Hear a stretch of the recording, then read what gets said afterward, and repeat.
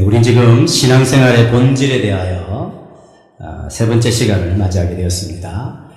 신앙생활이란 무엇일까? 정의를 여러 가지로 내릴 수 있겠지만 우리 첫 번째 배운 시간 신앙생활은 뭐죠? 관계라 그랬습니다. 하나님과의 수직적인 관계, 사람과의 수평적인 관계, 그런 관계가 원만하고 그런 사랑의 관계가 될 때에 신앙생활을 잘한다. 신앙생활이 깊다, 바르다 이렇게 말할 수 있습니다. 두 번째 우리가 신앙생활은 뭐라 그랬습니까? 보물찾기라 그랬습니다. 예수님 안에는 하나님의 지혜와 지식의 모든 보화가 감춰져 있느니라. 예수님을 믿고 예수님이 약속하신 대로 믿는 자의 마음속에 계시면, 예수님을 소유하면 이미 모든 것을 다 가진 사람이 되었다는 것이죠. 여기 신앙생활이란 예수님 안에 어떤 보화가 감춰져 있는지 계속 찾아내는 과정이 신앙생활이라 했습니다. 오늘 이제 세 번째 시간은 신앙생활은 반응이다. 신앙생활은 뭐라고요? 반응이다. 반응이다. 반응은 굉장히 중요한 것입니다. 스위스 심리학자 칼 메닝거라고 하는 사람이 말하기를 사실보다 중요한 것은 태도다 그랬어요. 사실보다 중요한 것은 태도다. 그 말은 사실을 무시하고 또 사실을 없는 것처럼 생각하라 이 말이 아니라 사실이 있는데 그 사실에 대하여 어떤 태도를 갖는가, 이것이 훨씬 더 중요하다는 것이죠. 그 사실에 대한 어떤 반응을 하느냐에 따라서 다른 삶이 전개된다는 것을 말해주는 것입니다. 제가 어떤 교회에서 청년부를 이제 맡은 지 얼마 되지 않았을 때 전도사 시절 때였습니다. 이제 청년부를 하게 되면 보통 여름에는 여름 수련회를 가게 되었습니다. 한 2박 3일 또는 3박 4일 가게 되겠죠. 보통은 이제 외부 강사, 청년들을 잘 이해하고 청년들에게 도전이 되는 그런 알려진 분을 초빙을 해서 강사로 모셔서 이제 말씀을 듣게 됩니다. 그러면 이제 그 강사가 말씀을 전하고 나면 담당 교육자는 주로 하는 일이 이제 그 받은 말씀을 가지고 함께 찬양하며 청년들이 그 말씀을 가슴에 새길 수 있도록 함께 기도하는 기도회를 인도하는 일을 주로 하죠. 보통 1시간 정도는 인도를 합니다. 근데 이제 그때는 좀 부끄러운 이야기지만 강사가 말씀을 전하고 나면 기도를 어떻게 인도해야 될지 좀 너무 힘들었습니다. 그래서 이제 제가 청년부 회장, 저보다 2살 어린 청년부 회장한테 상의를 했어요. 네가 좀 해라. 내가 옆에서 뒤에서 열심히 지원해줄게. 네가 해라. 그랬더니만 이 친구 하는 말이 그건 전도사님 해야지 왜 제가 합니까? 그러더라고요. 그래서 또 전도사님 해야 된다니까 제가 또 끝까지 네가 해라 할 수는 없어서 알았다고 그렇게 했던 기억이 납니다. 좀 부끄러웠던 시절이었습니다. 근데 이 친구가 세상에 전도사님이 강사가 말씀을 전했으면 당연히 기도 인도를 해야 되는데 그걸 못해가지고 나한테 이야기하더라. 나한테 부탁을 하더라. 그렇게 말을 안 냈습니다. 다행히 안 냈습니다. 그래서 저하고 지금 아주 좋은 관계에서 잘 지내고 있습니다. 일본에 지금 선교사로 가 있는데 제가 또 중매도 하고 결혼도 하겠습니다. 그런 부끄러웠던 시절이 있었습니다. 목사가 또 그러면 또 이해가 안 될 수 있지만 전도사니까 그럴 수도 있겠죠. 그러나 또 준비된 전도사들은 얼마나 목사 이상으로 기도회를 잘 인도하는지 모릅니다. 만약 그때 청년들이 말을 내고 저거는 전도사 감이 아니다, 전도사 저렇게 하면 안 된다, 저는 그만두게 해야 된다, 뭐 이런 식으로 반란을 일으켰다면 아마 그 즉시 목회를 그만두었을 가능성도 있습니다. 제가 기도회를 인도하지 못하는 것은 사실입니다. 그것에 어떻게 반응하는가 하는 것은 다른 문제죠. 사실을 부인하는 것이 아니죠. 처음부터 어른으로 태어난 사람 있습니까? 나는 태어나 보니까 바로 그냥 한국말 하게 되고 사회를 이해하게 되었다. 그런 사람이 있습니까? 없죠. 우리는 누구나 다 어린아이로 태어나고 부모의 슬하가 아니면 존재할 수 없는 연약한 자로 태어나서 그 슬하에서 모유를 먹든지 분유를 먹든지 또 이유식을 통해서 그다음 밥을 먹고 청소년기를 거치고 청년을 거쳐서 어른이 되죠.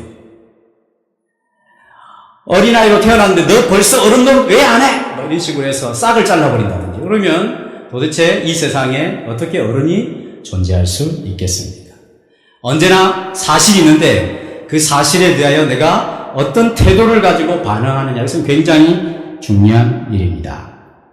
온 세상이 하나님 보시기에 악을 행하여 하나님이 세상을 심판하지 않을 수 없는 그런 때가 이르렀습니다. 노아 시대 이야기죠. 그래서 하나님이 40일 밤낮으로 땅에서 지진이 터지고 위에서 하늘에 물이 억수같이 쏟아지게 했습니다. 며칠 전에 부산에 하루만 또 몇 시간에 잠깐 비가 내리는 대로 사람들이 죽고 며칠 동안 군인들이 동원돼가지고 지하에 있는 그 침수된 가구를 끄집어내고 그러더라고요. 며칠 다녀보니까. 그런데 40일 동안 그랬으니 온 천하가 물에 다 잠겼습니다. 노아와 그 가족들 8명과 노아 방주에 탔던 짐승들 빼고는 다 죽고 말았습니다. 이제 40일 홍수가 거치고 한 1년 뒤에 이제 땅이 말아서 농사를 짓고 포도 농사를 잘 짓고 나서 노아가 그 포도주를 마시고 나서 엄청나게 취해가지고 막 뻘거벗은 채로 대자로 이렇게 누워있었던 것 같아요. 아들 3명이 있었는데 그 중에 함이라고 하는 아들이 가서 보니까 아버지가 그냥 너무 부끄러운 모습으로 이렇게 있는 거예요. 그래서 어떻게 했냐면 밖에 나가서 셈과 야벳 형제들에게 그 일을 보고 이야기했다고 했어요. 근데 이야기했는데 그냥 이야기했던 것이 아닌 것 같아요. 막 아버지를 조롱하면서 했을 가능성이 있고 그 다음에 막 험담을 하면서 그렇게 했을 가능성이 있습니다. 그래서 이제 셈과 야벳이 이야기를 듣고 아버지를 정면으로 쳐다보지 않냐고 뒷걸음질 쳐서 이렇게 아버지를 덮을 수 있는 그런 것을 준비해서 덮고 그 치부를 덮어줬어요. 노아가 포도 농사를 통하여서 그것을 마시고 취해가지고 벌거벗은 것은 사실입니다. 사실. 그 사실에 대하여 함이라고 하는 아들은 그 아버지를 막 비난하고 조롱하고 그것을 막 남에게 막 전달하고 이런 반응을 했습니다.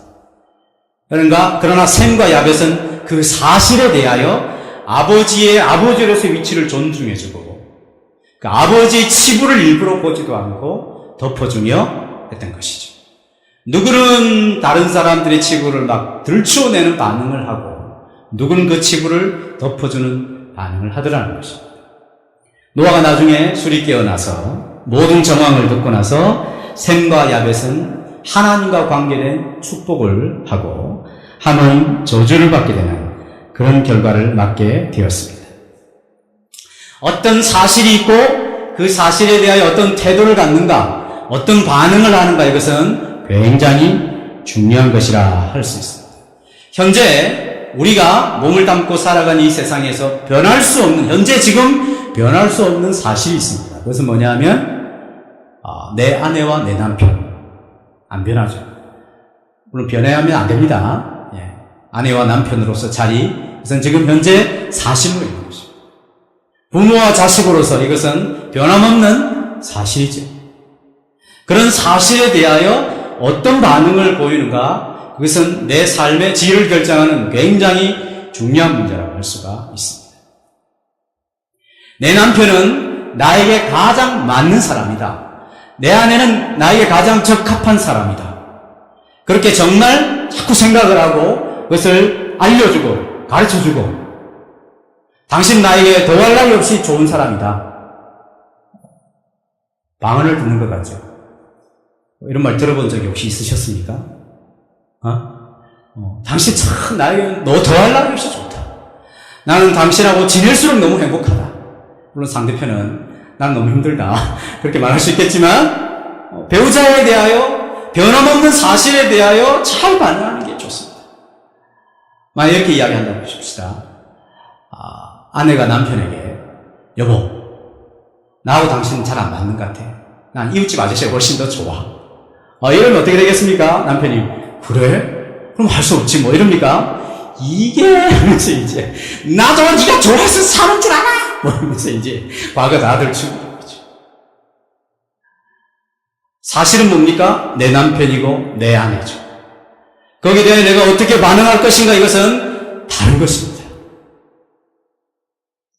내 부모가 비록 잘 배우지 못하고 돈이 많지 아니하고 그렇다 할지라도 하나님이 내게 부모를 허락해 주셨으니 이 부모의 슬하에서 이 부모 밑에서 내가 잘 자라야지.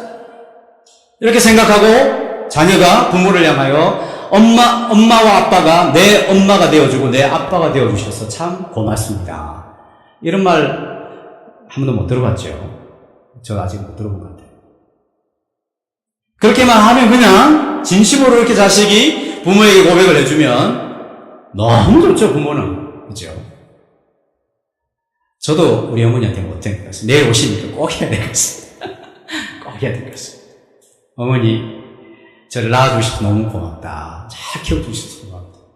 내가 엄마의 자식이고 어머니가 나의 어머니 되어주셔서 너무 고맙습니다. 꼭 해야 될 것 같습니다. 다음 주에 제 숙제 점검해 주세요. 부모가 자식에도 마찬가지죠. 부모 마음이 좀 들지 않고 그렇다 할지라도 내 자식이잖아요, 내 자식. 그러니까 어떤 사실에 대하여, 변함없는 사실에 대하여 내가 어떤 태도와 어떤 반응을 보이는가, 이것은 내 삶의 내용을 결정하는 굉장히 중요한 일이라고 할 수가 있습니다. 기독교의 독특성은 무엇일까요? 기독교의 독특성. 다른 모든 여타 종교와 비교해서 이것이 기독교다 이렇게 말할 수 있는 기독교의 독특성은 계시입니다. 계시. 하나님께서 자기를 보여주시는 것이죠. 그것이 기독교의 독특성입니다. 모든 종교들은 사람이 신을 만들고 사람이 신을 찾아갑니다. 그죠? 그래서 막 신의 마음을 막 달래기 위해서 자기의 몸에 막 피를 낼 때까지 막 자학을 하고 고행을 하고 비나이다. 그래서 이 땅에서 온 정성을 다하면 하늘이 감동할 것이다. 이렇게 생각을 합니다. 기독교는 하나님이 자기를 인생들에게 보여주시는 것입니다. 그것이 가장 독특한 면이라 할 수 있습니다. 그래서 그것을 계시라 하는 것이죠. 계시에는 두 가지가 있습니다. 일반 계시가 있고 특별 계시가 있습니다. 일반 계시란 그냥 쉽게 이야기하면 이 모든 우리 눈에 보여지는 자연 만물이 일반 계시죠. 즉 하나님은 자연을 통하여 자기를 드러내시는 것입니다. 창세로부터 그의 보이지 아니하는 영원한 신성과 능력이 그가 만드신 만물에 분명히 보여 알려졌나니 그들이 핑계할 수 없습니다. 하나님께서 이 모든 만물 속에 하나님의 아름다움, 하나님의 거룩함과 하나님의 속성들을 이렇게 보여주셨습니다. 마치 탁월한 예술가 같은 그림이나 음악이나 또는 글을 잘 쓰는 사람이 글로서 이렇게 뭔가를 표현할 때 사람들이 음악을 듣거나 그림을 보거나 그 어떤 글을 읽을 때에 이 작가가 이런 사람이구나, 이런 생각이 있구나. 그래서 다 읽어낼 수는 없지만 어느 정도 읽어낼 수 있잖아요, 조금씩. 그죠? 명량을 보고 지금 감독이 이런 것을 표현하고 싶어 했구나 하는 것을 읽어내잖아요. 그런 것처럼 이 모든 자연을 통하여서 하나님의 솜씨가 정말 하나님 정말 대단하신 분이구나. 이것을 알 수 있도록 자연을 통하여 하나님이 자기를 보여주셨습니다. 사람들은 하나님 앞에 갔을 때 하나님 왜 자기를 나한테는 안 알려주셨어요? 이렇게 말을 할 수 없게 되어 있습니다. 알게 되어 있어요. 그 다음에 특별계시라고 하는 것은 쉽게 이야기하면 이제 성경 말씀입니다. 이 성경 말씀을 통하여 하나님이 우리를 어떻게 구원하시는가, 이것을 알려주신 것이죠. 물론 자연을 통해서도 하나님을 발견하고 구원을 받는 사람이 있을 수 있다면 그 자연이 자연계시가 아니라 특별계시가 될 수 있는 것이죠. 성경을 통해서 성경은 참 훌륭한 책이다 이래놓고 거기에 대해서 구원을 받을 수 없고 이게 참 하나님이 이런 분이시구나 이렇게 그냥 지식적으로 알면 그것은 일반 계시죠. 자연은 보이는 자연은 무조건 자연계시고 성경 무조건 특별계시 이런 것이 아니라 우리를 구원할 수 있다면 그것은 특별계시고 구원은 하지 못하더라도 하나님이 이런 분이신 것을 자기가 알렸구나 이렇게 하면 일반계시라 이렇게 말을 할 수 있습니다. 중요한 것은 하나님은 자기를 드러내 보여주시는 것이죠. 사람이 하나님을 찾아서 더듬거리면서 하나님을 찾을 수 있도록 하시는 대상이 하나님이 아니라 하나님은 자기를 인생들에게 보여주시는 분이십니다. 그러니까 사람은 어떻게 해야 되겠습니까? 그 보여주시는 하나님에게 대하여, 그 사실에 대하여 이제 반응을 해야 되는 것이죠. 그래서 신앙생활은 무엇인가? 보여주시는 하나님에 대하여 우리가 어떻게 반응할 것인가? 이렇게 정리를 내릴 수가 있는 것입니다. 하나님께서 천지를 만드셨을 때에 이 세상에 자기를 드러내실 때 그냥 드러내시는 것이 아니라 하나님의 탁월한 목적과 계획을 갖고 자기를 드러내십니다. 우리 시편 103편 19절, 오늘 딱 한 구절 읽어야 되는데 한번 읽겠습니다. 시작. 여호와께서 그의 보좌를 하늘에 세우시고 그의 왕권으로 만유를 다스리시도다. 자, 여기 보면 하나님께서 그의 보좌를 하늘에 세우고 그의 왕권으로 만유를 다스리신다 그랬습니다. 쉬운 표현으로 하자면 이 세상에 보이는 세상과 보이지 않는 모든 세상을 하나님이 다스리시는 분이시다 이 것이죠. 하늘에 계신다 이 말은 이제 우리와는 좀 다른 차원이시다 이 말이죠. 우리 땅에 있다는 거니까 하늘에서 온 세상을 하나님이 다스리신다 하는 것입니다. 그러니까 이 세상을 만드시고 하나님께서 온 세상을 통치하시기 때문에 하나님의 통치를 벗어나서 일어나는 일이 있을 수가 없다라고 성경은 가르쳐주고 있는 것입니다. 그러니까 우리가 살아가는 내 개인적인 인생 속에서도 내게 일어나는 수많은 일들에 대해서 하나님의 통치가 미치지 않을 영역이 있을 수가 없다 하는 것입니다. 물론 이 말은 내가 잘못하고 내가 악행을 행하고 그런 것도 하나님이 시키는 일이다 그렇게 말은 할 수 없는 것이죠. 내가 잘못하고 내가 악행을 행한다 할지라도 하나님이 통치를 하시는 것입니다. 어렵긴 합니다만 이것이 성경이 하나님 자기를 우리에게 나타내실 때 가르쳐주는 하나님의 모습이라고 할 수가 있습니다. 자, 예를 들어서 고난의 문제를 한번 생각해 보십시오. 고난은 우리 모든 사람, 예수 믿는 사람뿐만 아니라 예수 안 믿는 모든 사람들에게도 늘 일어나는 숙제입니다. 어려움이 다 있죠. 어떤 경우는 몸이 아프기도 하고, 어떤 경우는 정신적으로 스트레스를 받기도 하고, 어떤 때는 돈 문제 때문에, 어떤 때는 인간관계 문제 때문에, 어떤 경우는 공부하는 문제 때문에, 다양한 문제로 늘 고난을 겪게 되어 있습니다. 그래서 인생은 고해라, 고해. 고난의 바다다. 고난의 바다. 성경도 우리 인생이 70이요, 강건하면 80이라도 그 모든 수고는 고난과 슬픔뿐이라. 그러잖아요?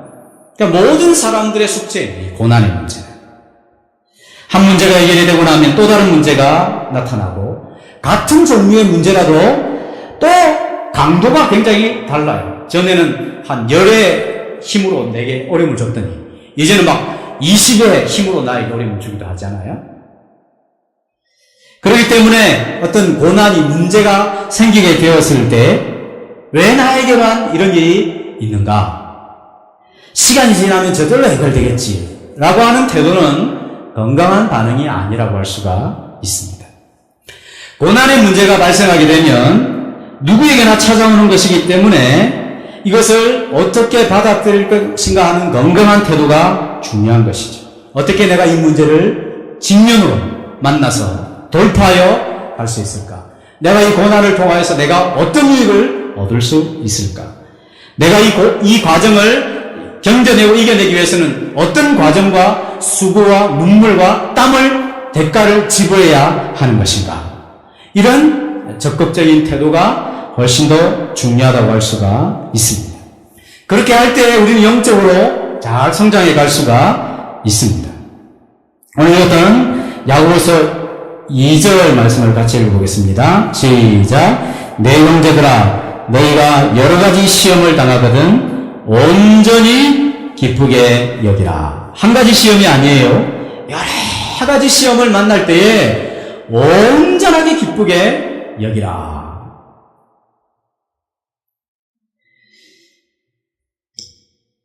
왜냐하면 너희 믿음의 시련이 인내를 만들어낸 줄 너희가 아니라 인내를 온전히 이루라. 이는 너희로 온전하고 구비하여 조금도 부족함이 없게 하기 때문이다. 그랬어요.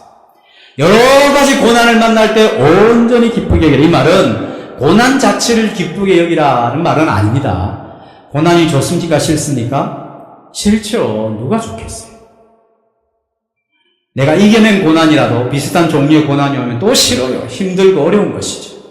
고난 자체가 기쁘게 여길 것은 아닙니다. 근데 이 고난을 잘 겪게 되면 내게 일어나는 결과를 미리 예상하고 소망하며 고난을 잘 대처해가는 그런 소망 때문에 기뻐하라 하는 것이죠. 고난이 어떤 유혹을 주는가? 인내를 만들어낸다는 것이 인내. 고난이라고 하는 것이 아침에 왔다가 저녁에 해결되고 이러면 얼마나 좋겠습니까만은 오랜 시간 동안 나를 힘들게 하지 않습니까? 그렇기 때문에 오랜 시간 동안 내가 그것을 잘 견디게 되면 인내라고 하는 그런 인격이 형성이 된다는 것입니다. 이 오래 참음을 통하여서 내 생각이 깊어지고 내가 어떠한 존재인지를 알고 또 상대방과 사람을 이해할 수 있는 정도가 점점 커져가게 되는 것이죠. 그것이 바로 인내의 과정을 통하여 얻게 되는 열매들이라 할 수가 있습니다. 그 인내를 잘하게 되면 온전하고 구비하여 조금도 부족함이 없는 사람이 된다. 이 말은 쉽게 이야기하면 성숙한 사람이 된다는 것입니다. 검증된 인격을 소유하는 사람이 된다 하는 것이죠. 어떤 사람은 태생적으로 착한 사람들이 있어요. 그죠? 착한 사람들이 있어요. 우리 집 식구들은 제가 볼 때는 좀 착한 사람들입니다. 여러분들 우리 집 식구들은 잘 몰라서 어제 이제 우리 작은 놈이 물었어요. 식탁에서 아빠 고모들 넷이 있는데 그 중에 누가 제일 착한 것 같아요? 어려운 질문 했습니다.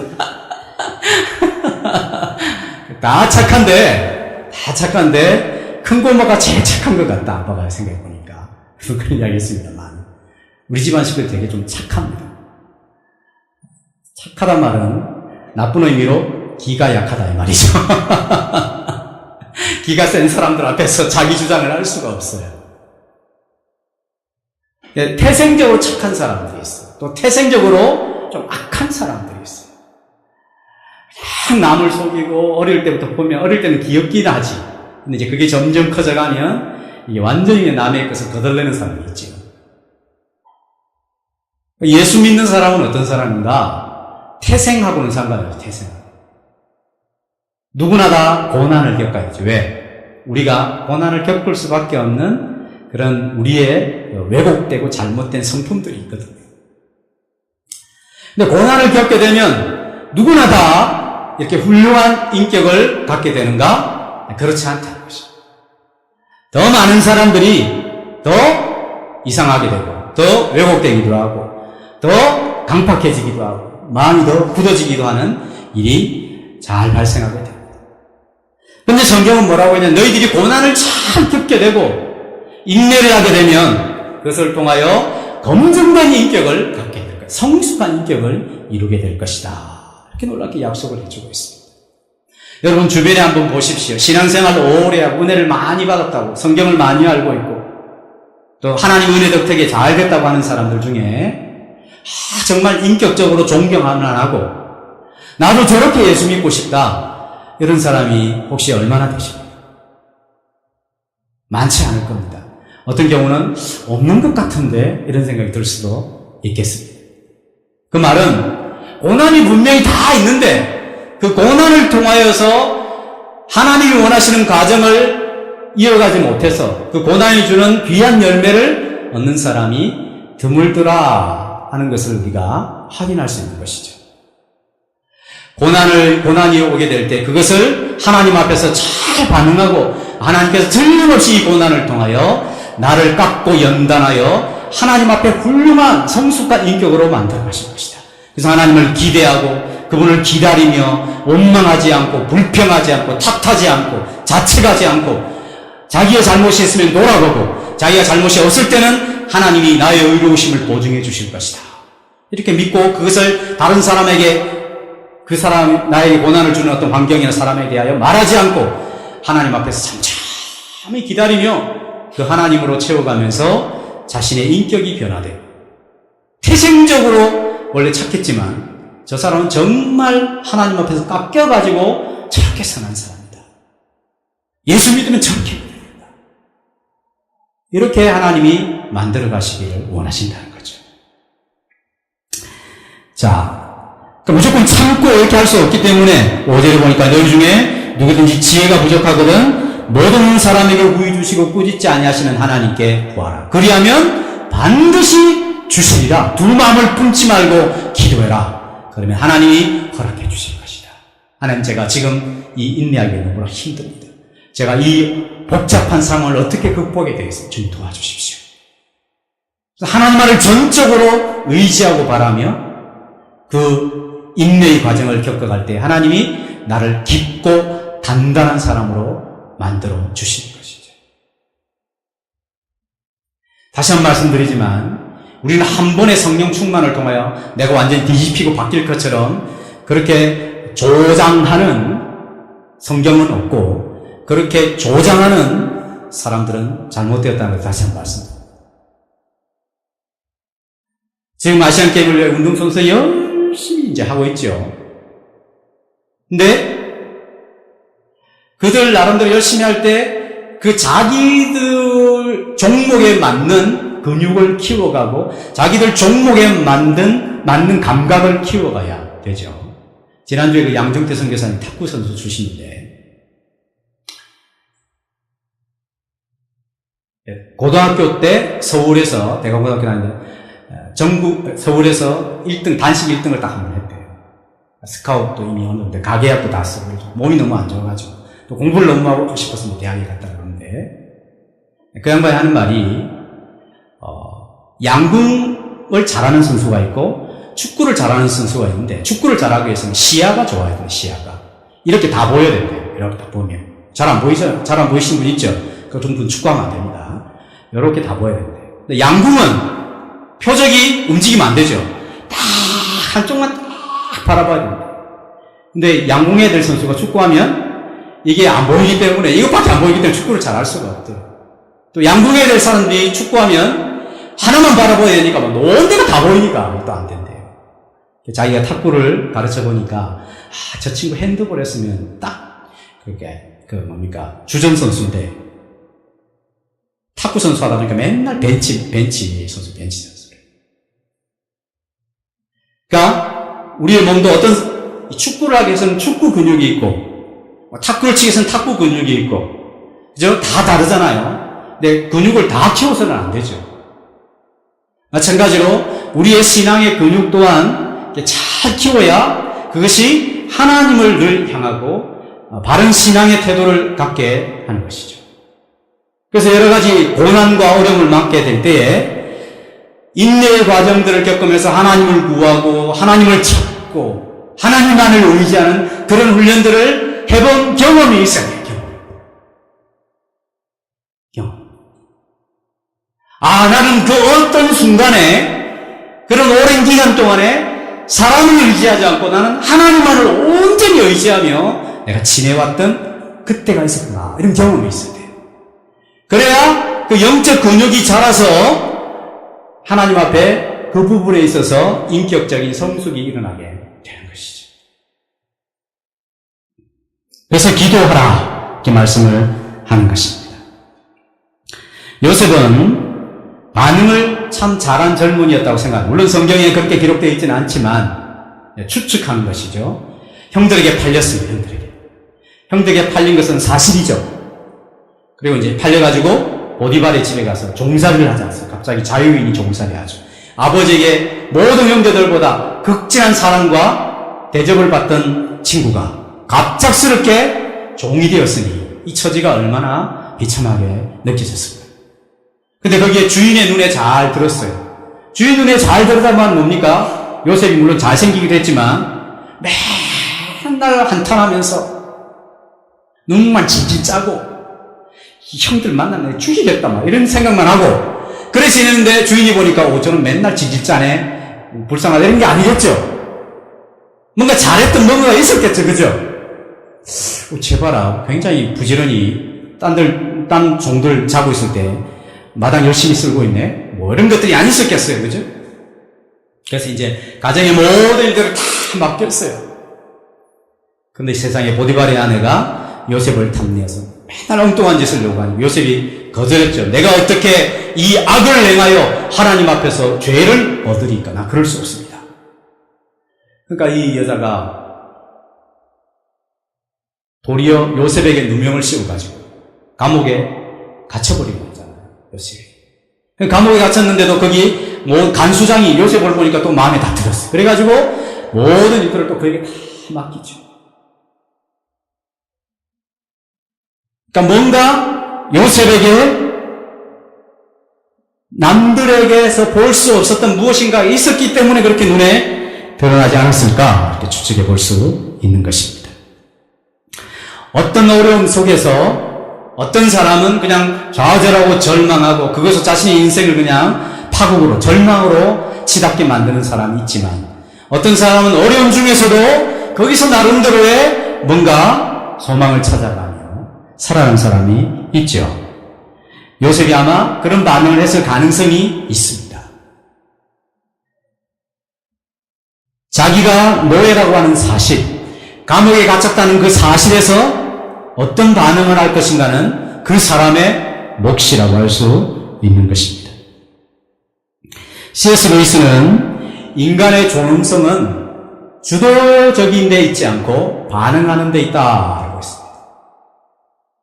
내가 내 삶을 마음껏 주도하고 내가 내 삶을 계획하고 그 계획대로 이루어가고 성취하고 멋있게 보이잖아요. 그렇게 되기를 사람들은 대부분 하고 그렇게 되면 내가 참 굉장히 존엄하구나 라고 하는 생각을 가질 수가 있는 것이죠.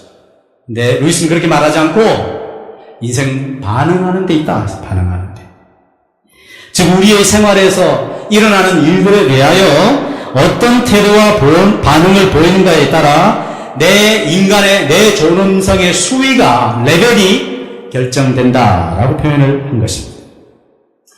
자신에게 일어난 일들에 대하여 함부로 불평하고, 원망하고, 사람들에 대하여 삿대질하고, 그렇게 하면 그것은 자기의 존엄성을 훼손시키는 것이죠. 자기를 무가치하게 생각을 하는 것입니다. 그러나, 원치 않는 어려움 속에서 거기에 건강하게 잘 반응을 하고, 자기가 처해진 어려움 속에서 이 일을 통하여 나는 틀림없이 뭔가 하나님께서 나를 통하여 이루실 뭔가가 있다라고 하나님을 기대하고 하나님을 의지하고 하나님의 도움을 구하는 사람은 자기를 귀하게 대접해주는 사람이라는 것입니다. 내 자신과 주변의 사람들 중에 불평을 많이 하는 사람은 아무도 그 사람을 존귀하게 생각하는 사람이 없어요. 그렇죠? 불평 옥수로 해대는 사람 보고 당신은 너무너무 존귀하게 보여요. 이런 사람이 있습니까? 그런 사람한테 가기 싫죠. 근데 저 사람 틀림없이 불평해야 돼. 나 힘들어 죽겠다고 이야기해야 되는데 뭐라고 이야기하냐면 견딜만 하다. 이 일을 통해서 난 내 자신을 많이 보고 있다. 하나님 나를 도우실 줄 믿는다. 나를 새롭게 변화시켜 주실 것이다. 정말 진지하게 그렇게 삶을 살아가고 그 어려움들을 꿋꿋하게 이겨내는 사람을 보면 사람들 뭐라고 합니까? 그 사람은 저 사람 참 대단하다. 참 귀하다. 그렇게 생각하죠. 그렇죠? 그래. 그러니까 결국은 내가 어떤 고난을 조절할 수 있는 것도 아니고 그렇잖아요. 네? 내게 어떤 일이 생기게 되었을 때 내가 그에 대하여 어떻게 반응한지에 따라서 내 존엄성의 레벨이 결정이 되는 것이죠. 요셉이 그 종으로 팔려가지고 감옥에 갇혔을 때 맨날 불평하고 씩씩거리고 간수장한테 욕하고 그렇게 했다고 보십시오. 얼마나 비천하게 보이겠어요. 천하게 보이겠어요. 물론 요셉은 그런 과정 중에서 영혼이 이 쇠사슬에 매이는 것 같은 고통을 겪었다. 그렇게 표현을 하죠. 반응을 잘하게 될 때 우리의 삶이 존귀하게 되는 것입니다. 자기 자신을 존중히 여기는 사람이 되는 것이죠. 가끔씩 설교를 마치고 강단에서 내려오면 두 부류의 성도를 만날 때가 있습니다. 한 성도 이렇게 합니다. 어쩌면 저렇게 목사님이 내 이야기를 다 알아봐줘. 저 단상에서 저렇게 이야기하실 수 있을까, 세상에. 저는 틀림없이 하나님이 나에게 말씀하신 것 같다. 그 자기를 고치고 바뀌는 반응을 보이는 사람이 있습니다. 또 어떤 사람은 아니 목사님 도대체 누구한테 저런 이야기를 듣고 가만히 있지. 내 이야기를 다 설교도 하면서 다 고자질하고 있네. 한 명 더 삐지고 마음이 굳어져가지고 그렇게 자기 자신을 내팽개치는 사람도 있습니다. 내가 건강하게 어떤 일에 대하여 반응하느냐 그렇지 않느냐에 따라서 내 삶의 결과의 열매가 확연하게 차이가 날 수가 있습니다. 고난은 우리의 삶 속에서 우리 자신을 고치고 우리를 깨뜨리고 우리를 변화시키고 우리를 하나님 사람 되게 하고 하나님의 풍성한 은혜와 긍휼을 더 많이 받게 해주는 그런 큰 그릇이 되게 해주는 하나님의 도구라고 할 수가 있습니다. 내가 잘못했을 때도 고난을 당할 것입니다. 내가 하나님 앞에 정말 어렵게 살아가는데도 욥과 같이 고난을 당할 수도 있습니다. 내가 원하든 원하지 않든 고난은 내 삶 속에 낯선 손님처럼 방문을 할 거예요. 그럴 때에 올바른 믿음의 태도를 가지고 하나님을 기대하며 이 일을 통하여 하나님의 지혜를 구하고 이 고난의 과정을 겪어가는 중에 하나님이 나를 많이 도와주셔서 내가 하나님을 더 신뢰하고 더 큰 그릇으로 더 좋은 인격으로 다듬어 가실 것이다. 이렇게 건강하게 반응하게 되면 자기 자신을 존귀하게 여겨주는 것이고 그 일을 통해 하나님이 약속하신 말씀대로 검증된 인격을 통하여 열매 맺게 되는 삶을 허락해 주실 줄로 믿습니다. 기독교는 계시입니다. 계시에 대하여 어떻게 반응하느냐, 고난에 있을 때 어떻게 반응해야 될 것이냐 이렇게 말씀하시죠. 구원의 문제도 마찬가지죠. 하나님께서 예수 그리스도라고 하는 한 분을 이 땅에 보내셔서 모든 사람이 죄를 지었지만 한 분 그분을 보내어 인생의 모든 죄를 대신하여 십자가에 그가 죽으시고 그를 화목제물로 세워서 그의 피로서 믿음으로 말미암는 화목제물로 세우심으로 말미암아 누구든지 그를 믿는 자들은 죄용삼을 받으며 그 죄용삼을 통하여 우리 안에 하나님을 섬기고 하나님을 사랑하는 마음을 주셔서 일평생 하나님 백성으로 살아갈 수 있게 하시는 하나님의 진리를 성경을 통하여 계시하셨습니다. 그리고 말씀하시기를 율법의 행위로는 사람의 행위로는 자력으로는 어떤 이도 하나님 앞에서 의롭다 할 수 없다라고 하나님이 인생들을 평가하시죠. 그리고 말씀하시기를 누구든지 예수를 믿으면 정말 그를 믿으면 모든 죄 사함을 받고 새 사람이 되어 하나님께서 돌보시고 하나님께서 훈련시키시고 하나님께서 성숙하게 만들어 가시는 하나님의 사람이 될 수 있다라고 약속해 주신 것입니다. 그러면 그 사실에 대하여 믿음으로 잘 반응을 해서 그 예수 그리스도를 나의 주인으로 나의 구원자로 받아들이며 살겠습니다. 그 믿음을 갖게 되고 받아들이는 사람들은 성경의 약속을 따라 하나님의 은혜를 베풀어 주시는 것이죠. 이렇게 하나님이 명백하게 예수님을 통해 이루어 주신 이 역사적인 구원의 사실을 앞에서 부정적으로 반응하는 사람들은, 즉 내 힘으로 할 수 있다, 기독교에서는 구원이 있느냐 이렇게 생각하는 사람들은 이 하나님의 구원에서 제외되는 것입니다. 한 번은 예수님이 세례요한을 두고 사람들이 평가, 또 자기의 자신에 대해 평가하는 것을 두고 이런 비유를 하셨습니다. 자, 내가 한 비유를 이야기해 주겠다. 시장에서 아이들이 막 피리를 부는데 그 동료 아이들이 춤을 추지 않는 거예요. 그리고 막 슬피 울어 가슴을 치는데도 함께 울어주지 않는다 라고 하는 비유를 했습니다. 아마 놀이였겠죠. 놀이. 아이들이 막 피리를 불면 아이들이 막 춤을 추고 슬피 우는 놀이를 하면 같이 막 울고 막 이런 놀이를 했는데 그렇게 하지 않는 그 시대를 세대를 통자하며 말씀하시기를 요한이 와서 먹지도 않고 마시지도 않고 요한 좀 금욕적인 생활을 했거든요. 먹지도 않고 마시지도 않으니까 사람들이 뭐라고 하면 저 귀신 들렸다 막 평가를 하는 거예요.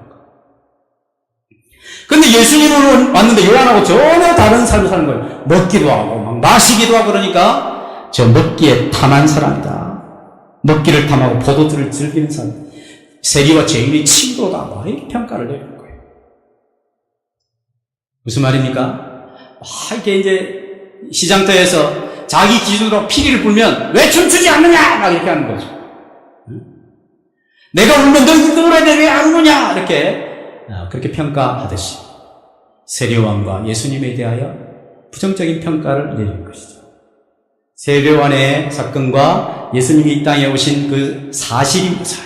그 사실에 대하여 이 시대의 사람들은 왜 자기 기준대로 해주지 않느냐고 세례요한은 귀신 들렸고 예수님은 먹기를 탐하고 세리와 죄인들의 친구고 완전 죄인이다 이렇게 취급을 해버리니까 이들에게 무슨 구원이 있겠습니까? 또 예수님이 비유를 했습니다. 자, 한 아버지에게 두 아들이 있는데 큰아들에게 말하기를 얘야 포도원에 가서 일 좀 하거라 했더니 큰아들이 예 하고 가더니 마음이 바뀌어가지고 엉뚱한 데를 가버렸어. 둘째 아들에게 얘야 포도원에 가서 일 좀 하거라 하니까 둘째 아들이 아버지 앞에서 싫어! 하다가 집을 뛰쳐나가더니 내가 너무 심했구나. 그래서 마음을 바꿔서 포도원에 가서 열심히 일을 했다. 듣는 사람들에게 이야기하면 너희 중에 누가 옳으냐? 바리새인과 서기관들이 듣고 있을 거예요. 둘째가 옳습니다. 그렇지. 첫째는 누구냐? 바로 바리새인들과 서기관들 너희다. 하나님 앞에서 예 해놓고 다 엉뚱한 짓 한다는 거예요. 자기 기준대로. 세리와 죄인들은 아니요! 이러고도 자기가 잘못한 것을 깨닫고 포도원에서 열심히 일을 하는 사람들. 이들이 너희들보다 먼저 천국에 들어가리라. 이 말은 그럼 이 사람들이 먼저 들어가고 바리새인들이 그 다음 들어오고 이 말이 아니라 너희들은 천국에 들어올 수가 없다는 것이죠. 즉 구원의 문제 또한 하나님께서 예수님을 통하여 주신 사실이 있습니다. 사실. 그가 오시지 아니하셨을 때는 사람들이 이런저런 말을 할 수 있겠지만 그가 오셨음으로 말미암아 하나님께서 정하신 구원의 사실에 대하여 그것을 건강하게 반응하는 사람은 구원을 받을 것이고 그러한 사실을 부인하고 부정적으로 반응하는 사람은 구원에서 제외될 것을 말씀하신 것입니다. 신앙생활은 무엇인가? 신앙생활은 내가 주도하는 것이 아니라 반응하는 것입니다. 수많은 일들이 우리 삶 속에 일어나게 될 것입니다. 그럴 때 내가 그 어려움에 대하여 건강하게 반응하고 하나님을 의지하며 인내의 과정을 잘 거치며 하나님을 구하는 사람들은 그 일을 통하여 성숙한 하나님의 사람들로 자라가게 될 것입니다. 우리의 삶을 힘들게 하고 내 기억에 좋지 않은 흠집을 내었던 일들조차도 사실은 그것을 잘 감당하게 되었다면 우리가 훨씬 더 성숙한 하나님의 사람들이 되었을 것입니다. 우리가 하나님 앞에서 겸손한 마음으로 성령의 도우심을 의지하며 우리에게 일어나는 모든 일들에 대하여 건강하게 잘 반응해서 하나님께서 기대하시는 거룩하고 성숙한 인격을 맺어가는 하나님의 사람들이 될 수 있기를 주님의 이름으로 축복합니다.